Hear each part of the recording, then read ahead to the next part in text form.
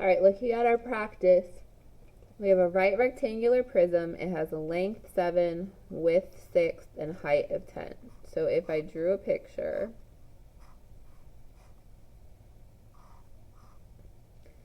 length 7, width 6, so I could say 6, 7, and 10. The edges of the prism are each doubled. What would be the surface area of the larger prism? So I do know that my scale factor is going to be 1 to 2 because they're saying I'm doubling it. And I do know that my area ratio is going to be 1 squared to 2 squared, which is 1 to 4.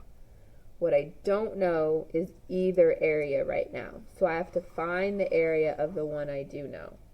I'm going to use the formula we were given before. It says 2 times the area of the base.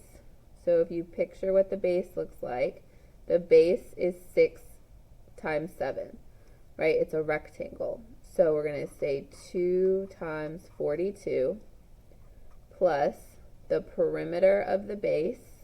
The perimeter of the base is if I add up all these sides. So this side is 7, this side is 6, 7 and 6, so that's 26, and the height is 10. So I'm going to multiply here.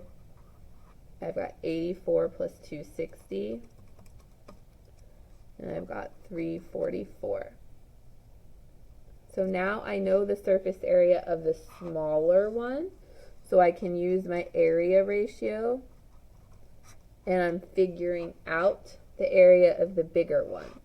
So I'm going to multiply 1 times x is x, and then I'm going to have to do 344 times 4. So this helped me not have to figure out the area of the new one, doing it with the formula, because I knew the ratio rule.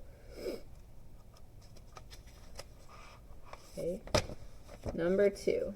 A circular bakery cookie has a radius of 10 centimeters. A larger bakery cookie has a radius of 20 centimeters. How many smaller cookies would have the same area as one larger cookie? So when I have a radius, those are lengths. That is telling me my scale factor. So my scale factor is 10 to 20. If I were to simplify that, that's 1 to 2. We want to know area. So area tells me I have to square them. So it's 1 to 4. So it would be 4 cookies, because for every one cookie, 4 would fit in the bigger one. Okay.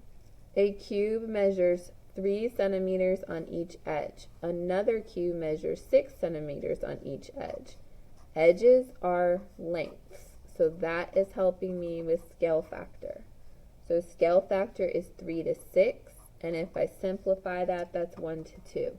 Again, if you're confused about simplifying, you type it into your calculator, you do 3 over 6, and you hit equals.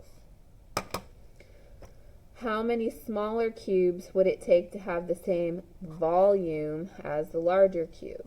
So when I move to volume, I have to raise these to the 3rd power. So it would become 1 to 8. So it would take 8 cubes. 2 rectangles are similar. The area of the smaller rectangle, so we're focusing on area, is 35 inches squared. The ratio of the corresponding lengths is 1 to 3. So if we're talking about a length, that's a scale factor. We want to know about area, so we have to square these. So it's going to be 1 to 9. We use our ratio to make a proportion. We know the smaller is 35, so smaller goes on top. We don't know the bigger one. So we cross multiply and we get x, and we get 315 when we multiply. Our unit of measure is inches, so inches squared. Number 5, a right rectangular prism has a length of 10, a width of 5, a height of 7. The edges of the prism are tripled. what is the volume of the larger prism? So when we do volume, it's length times width times height. So we know we're going to do 10 times 5 times 7. That's going to give us 350, and it's centimeters cubed. Our scale factor, if I triple things, that's multiplying by 3, right? So if it was 10, it would change into 30. So my scale factor is 1 to 3. That's what triple means. I'm talking about volume, so I'm going to have to raise these to the third power. So my ratio is 1 to 27. I'm going to use the ratio to make a proportion. Smaller goes on top. I'm trying to figure out the larger. So x times 1 is just x, and then I have to do 27 times 350. My unit of measure is centimeters, so centimeters cubed.